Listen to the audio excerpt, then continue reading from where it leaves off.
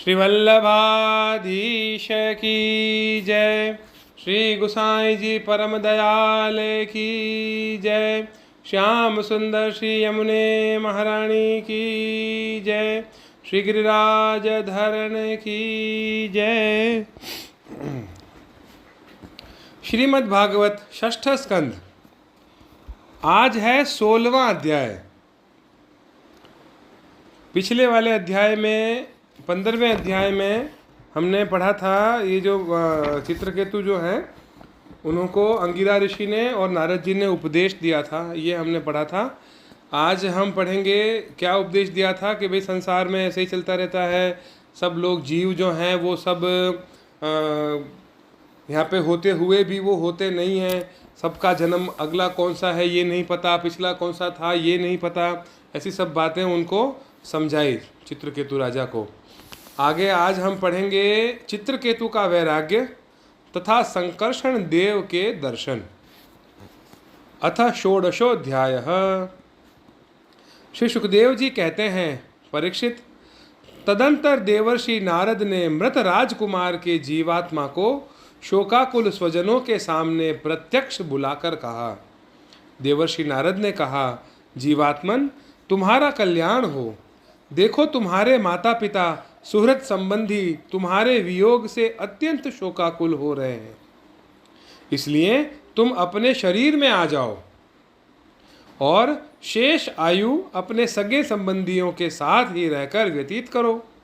अपने पिता के दिए हुए भोगों को भोगो और राज सिंहासन पर बैठो। ये किसने कहा?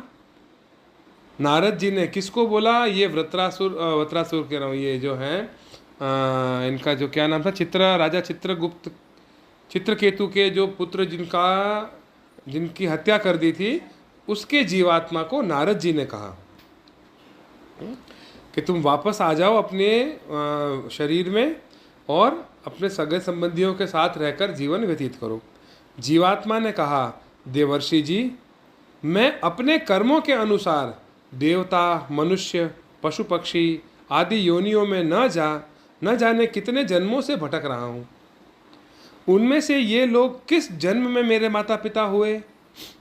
विभिन्न जन्मों में सभी एक दूसरे के भाई बंधु, नाती गोती, शत्रु मित्र, मध्यस्थ, उदासीन और द्वेषी होते रहते हैं। जैसे सुवर्ण आदि क्रय विक्रय की वस्तुएं एक व्यापारी से दूसरे के पास जाती आती रहती हैं, वैसे ही जीव भी भिन्न भिन्न योनियों में उत्पन्न होता रहता है। इस प्रकार विचार करने से पता लगता है कि मनुष्यों की अपेक्षा अधिक दिन ठहरने वाले सुवर्ण आदि पदार्थों का संबंध भी मनुष्यों के साथ स्थायी नहीं है, क्षणिक ही होता है। और जब तक जिसका जिस वस्तु से संबंध रहता है, तभी तक उसकी उस वस्तु में ममता भी रहती है। जीव नित्य और अहंकार रहित है। वह गर्भ में आकर जब तक जिस शरीर में रहता है, तभी तक उस शरीर को अपना समझता है। यह जीव नित्य, अविनाशी, सूक्ष्म, सबका आश्रय और स्वयं प्रकाश है। इसमें स्वरूपतः जन्म मृत्यु आदि कुछ भी नहीं है। फिर भी यह ईश्वर रूप होने के कारण अपनी माया के गुणों से ही अपने आप को विश्व के रूप में प्रकट कर देता है। इसका न तो कोई अत्यंत प्रिय है और न अप्रिय, न अपना न पराया, क्योंकि गुण दोष करने वाले मित्र, शत्रु आदि की भिन्न भिन्न बुद्धि वृत्तियों का यह अकेला ही साक्षी है। वास्तव में यह अद्वितीय है। यह आत्मा कार्य कारण का साक्षी और स्वतंत्र है। इसलिए यह शरीर आदि के गुण दोष अथवा कर्म फल को ग्रहण नहीं करता, सदा उदासीन भाव से स्थित रहता है। श्री सुखदेव जी कहते हैं, वह जीवात्मा इस प्रकार कहकर चला गया। उसके सगे संबंधी उसकी बात सुनकर अत्यंत विस्मित हुए। उनका स्नेह बंधन कट गया और उसके मरने का शोक भी जाता रहा। इसके बाद जाति वालों ने बालक की मृतदेह को ले जाकर तत्कालोचित संस्कार और और दैहिक क्रियाएं पूर्ण की और उस दुस्त्यज स्नेह को छोड़ दिया जिसके कारण शोक, मोह, भय और दुख की प्राप्ति होती है। परीक्षित, जिन रानियों ने बच्चे को विष दिया था वे बाल हत्या के कारण श्रीहीन हो गई थी और लज्जा के मारे आंख तक नहीं उठा सकती थी। उन्होंने अंगिरा ऋषि के उपदेश को याद करके मात्सर्यहीन होकर यमुना जी के तट पर ब्राह्मणों के आदेश के अनुसार बाल हत्या का प्रायश्चित किया। परीक्षित, इस प्रकार अंगिरा और नारद जी के उपदेश से विवेक बुद्धि जागृत हो जाने के कारण राजा चित्रकेतु घर गृहस्थी के अंधेरे कुएं से उसी प्रकार बाहर निकल पड़े जैसे कोई हाथी तालाब के कीचड़ से निकल आता है। उन्होंने यमुना जी में विधि पूर्वक स्नान करके तर्पण आदि धार्मिक क्रियाएं की। तदंतर संयतेंद्रिय और मौन होकर उन्होंने देवर्षि नारद और महर्षि अंगिरा के चरणों की वंदना की। भगवान नारद ने देखा कि चित्रकेतु जितेंद्रिय, भगवत भक्त और शरणागत हैं। अतः उन्होंने बहुत प्रसन्न होकर उन्हें इस विद्या का उपदेश किया। देवर्षि नारद ने ऐसे उपदेश किया। ओमकार स्वरूप भगवान, आप वासुदेव, प्रद्युम्न, अनिरुद्ध और संकर्षण के रूप में क्रमशः चित्त, बुद्धि, मन और अहंकार के अधिष्ठाता हैं। मैं आपके इस चतुर्व्यूह रूप का बार बार नमस्कार पूर्वक ध्यान करता हूँ। आप विशुद्ध विज्ञान स्वरूप हैं। आपकी मूर्ति परमानंदमयी है। आप अपने स्वरूप भूत आनंद में ही मग्न और परम शांत हैं। द्वैत दृष्टि आपको छू तक नहीं सकती। मैं आपको नमस्कार करता हूँ। अपने स्वरूप भूत आनंद की अनुभूति से ही आपने माया जनित राग, द्वेष आदि दोषों का निरंतर तिरस्कार कर रखा है। मैं आपको नमस्कार करता हूँ। आप सब की समस्त इंद्रियों के प्रेरक, परम महान और विराट स्वरूप हैं। मैं आपको नमस्कार करता हूँ।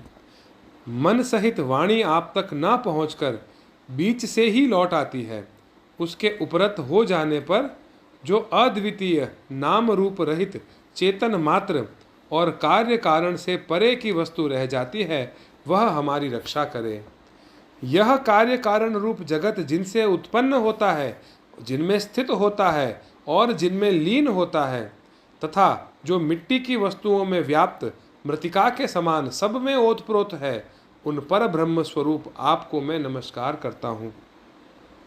यद्यपि आप आकाश के समान बाहर भीतर एक रस व्याप्त हैं, तथापि आपको मन, बुद्धि और ज्ञानेंद्रियां अपनी ज्ञान शक्ति से नहीं जान सकती और प्राण तथा कर्मेंद्रियां अपनी क्रिया रूप शक्ति से स्पर्श भी नहीं कर सकती। मैं आपको नमस्कार करता हूँ। शरीर, इंद्रिय, प्राण, मन और बुद्धि जागृत तथा स्वप्न अवस्थाओं में आपके चैतन्यांश से युक्त होकर ही अपना अपना काम करते हैं, तथा सुषुप्ति और मूर्छा की अवस्थाओं में आपके चैतन्यांश से युक्त न होने के कारण अपना अपना काम करने में असमर्थ हो जाते हैं। ठीक वैसे ही जैसे लोहा अग्नि से तप्त होने पर जला सकता है, अन्यथा नहीं। जिसे दृष्टा कहते हैं वह भी आपका ही एक नाम है। जागृत आदि अवस्थाओं में आप उसे स्वीकार कर लेते हैं। वास्तव में आपसे पृथक उनका कोई अस्तित्व नहीं है। ओमकार स्वरूप महाप्रभावशाली महाविभूतिपति भगवान महापुरुष को नमस्कार है। श्रेष्ठ भक्तों का समुदाय अपने कर कमलों की कलियों से आपके युगल चरण कमलों की सेवा में संलग्न रहता है। प्रभु, आप ही सर्वश्रेष्ठ हैं। मैं आपको बार बार नमस्कार करता हूँ।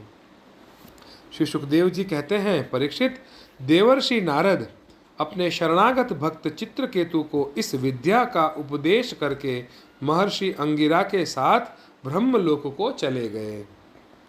राजा चित्रकेतु ने देवर्षि नारद के द्वारा उपदिष्ट विद्या का उनके आज्ञा के अनुसार 7 दिन तक केवल जल पीकर बड़ी एकाग्रता के साथ अनुष्ठान किया।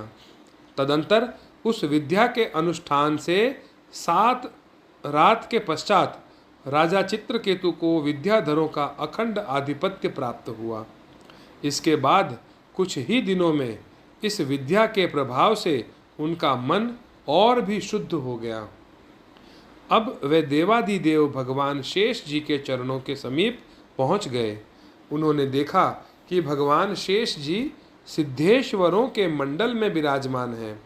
उनका शरीर कमलनाल के समान गौर वर्ण है। उस पर नीले रंग का वस्त्र फहरा रहा है। सिर पर किरीट, बाहों में बाजूबंद, कमर में करधनी और कलाई में कंगन आदि आभूषण चमक रहे हैं।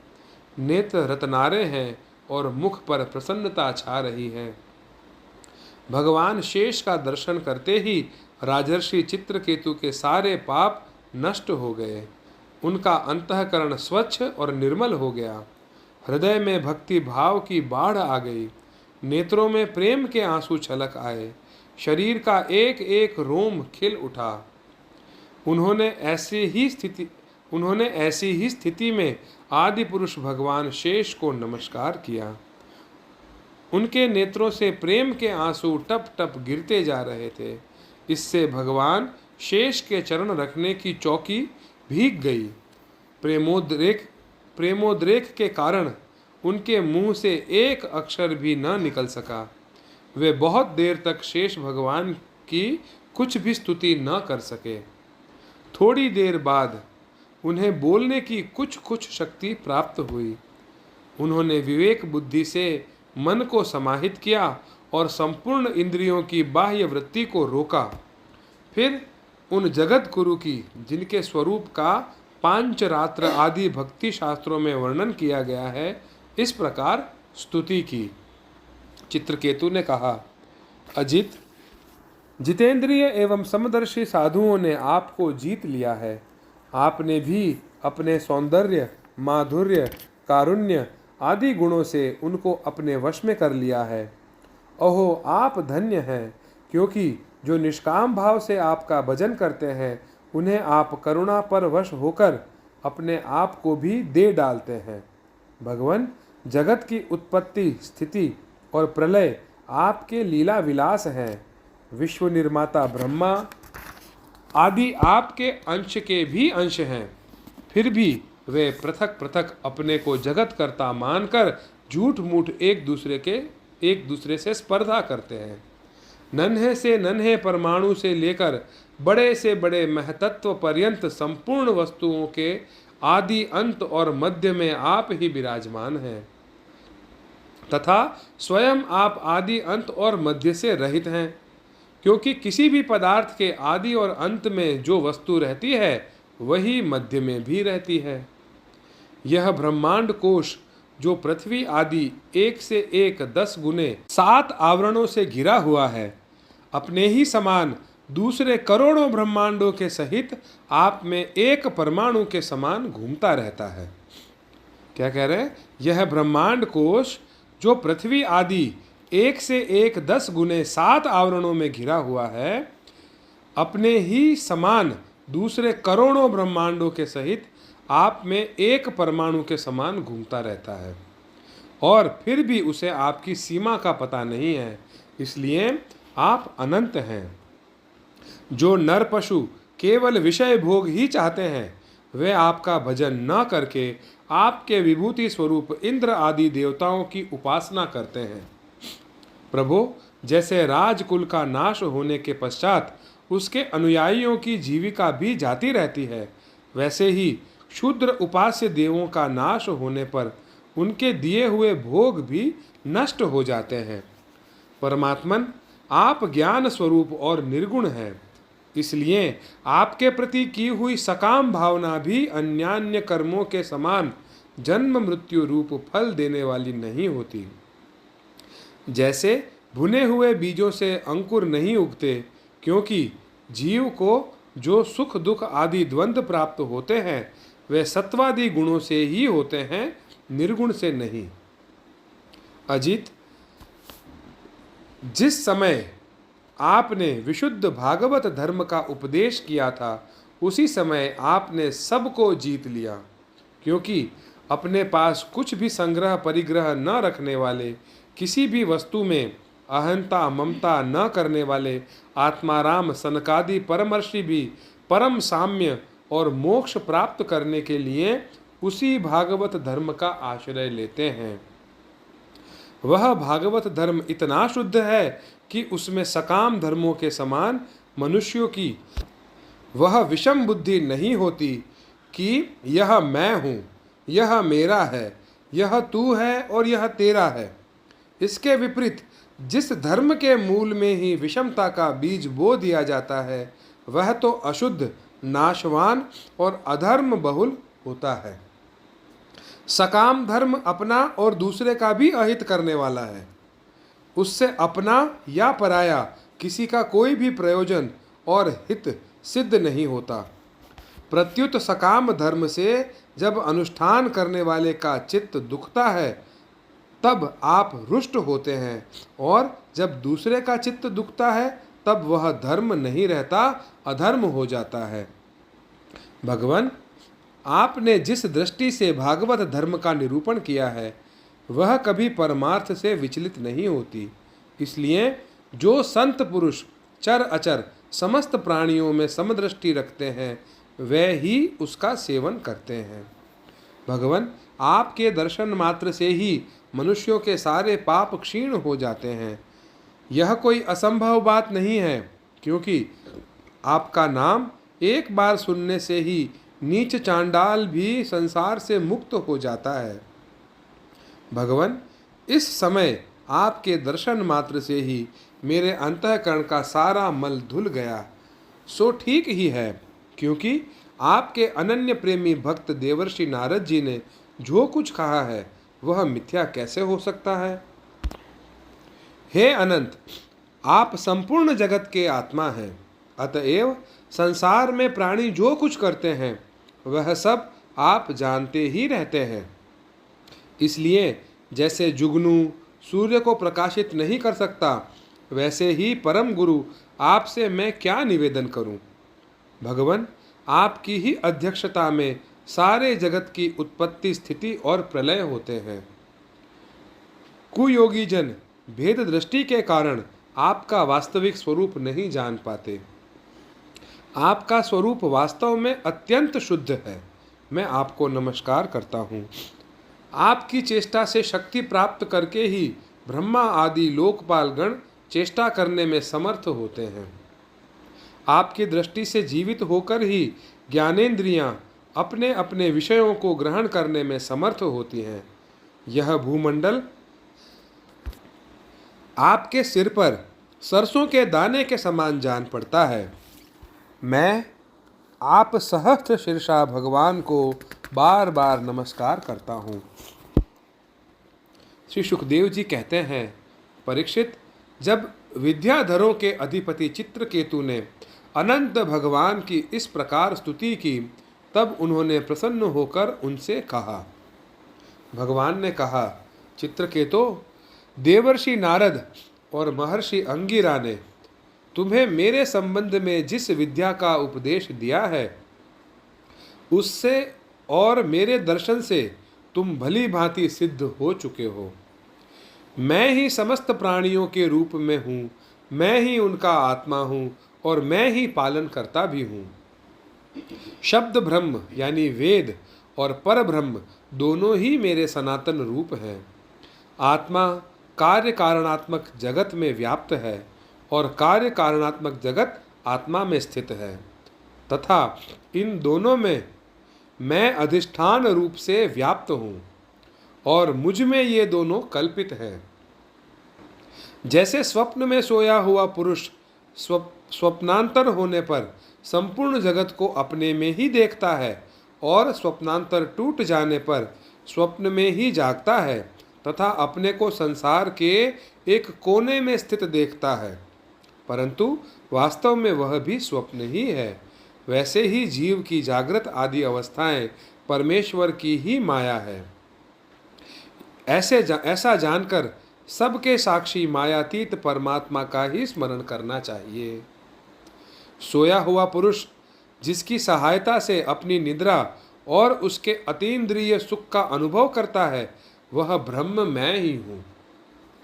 उसे तुम अपनी आत्मा समझो। पुरुष निद्रा और जागृति इन दोनों अवस्थाओं का अनुभव करने वाला है। वह उन अवस्थाओं में अनुगत होने पर भी वास्तव में उनसे पृथक है। वह सब अवस्थाओं में रहने वाला अखंड एक रस ज्ञान ही ब्रह्म है, वही पर ब्रह्म है। जब जीव मेरे स्वरूप को भूल जाता है, तब वह अपने को अलग मान बैठता है। उसी से उसे संसार के चक्कर में पड़ना पड़ता है और जन्म पर जन्म तथा मृत्यु पर मृत्यु प्राप्त होती रहती है। यह मनुष्य योनि ज्ञान और विज्ञान का मूल स्रोत है। जो इसे पाकर भी अपने आत्मस्वरूप परमात्मा को नहीं जान लेता, उसे कहीं किसी भी योनि में शांति नहीं मिलती।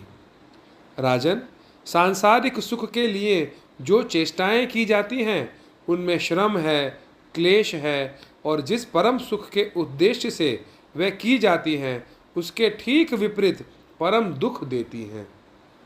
किंतु कर्मों से निवृत्त हो जाने में किसी प्रकार का भय नहीं है। यह सोचकर बुद्धिमान पुरुष को चाहिए कि किसी प्रकार के कर्म अथवा उनके फलों का संकल्प न करे। जगत के सभी स्त्री पुरुष इसलिए कर्म करते हैं कि उन्हें सुख मिले और उनका दुखों से पिंड छूटे, परंतु उन कर्मों से न तो उनका दुख दूर होता है और न उन्हें सुख की प्राप्ति होती है। जो मनुष्य अपने को बहुत बड़ा बुद्धिमान मानकर कर्म के पचड़ों में पड़े हुए हैं, उनको विपरीत फल मिलता है। यह बात समझ लेनी चाहिए। साथ ही यह भी जान लेना चाहिए कि आत्मा का स्वरूप अत्यंत सूक्ष्म है। जागृत, स्वप्न, सुषुप्ति इन तीनों अवस्थाओं तथा इनमें इनके अभिमानियों से विलक्षण है। यह जानकर इस लोक में देखे और परलोक के सुने हुए विषय भोगों से विवेक बुद्धि के द्वारा अपना पिंड छुड़ा लें और ज्ञान तथा विज्ञान में ही संतुष्ट रहकर मेरा भक्त हो जाए। जो लोग योग मार्ग का तत्व समझने में निपुण हैं, उनको भली भांति समझ लेना चाहिए कि जीव का सबसे बड़ा स्वार्थ और परमार्थ केवल इतना ही है कि वह ब्रह्म और आत्मा की एकता का अनुभव कर ले। राजन, यदि तुम मेरे इस उपदेश को सावधान होकर श्रद्धा भाव से धारण करोगे, तो ज्ञान एवं विज्ञान से संपन्न होकर शीघ्र ही सिद्ध हो जाओगे। श्री सुखदेव जी कहते हैं, राजन, जगत गुरु विश्वात्मा भगवान श्री हरि चित्रकेतु को इस प्रकार समझा बुझाकर उनके सामने ही वहां से अंतर्धान हो गए। इति श्रीमद्भागवते महापुराणे पारमहंस्यां संहितायां षष्ठ स्कंधे चित्रकेतोः परमात्म दर्शनम नाम षोडशोऽध्यायः। अगले अध्याय में यानी 70वें अध्याय में हम पढ़ेंगे चित्रकेतु को पार्वती जी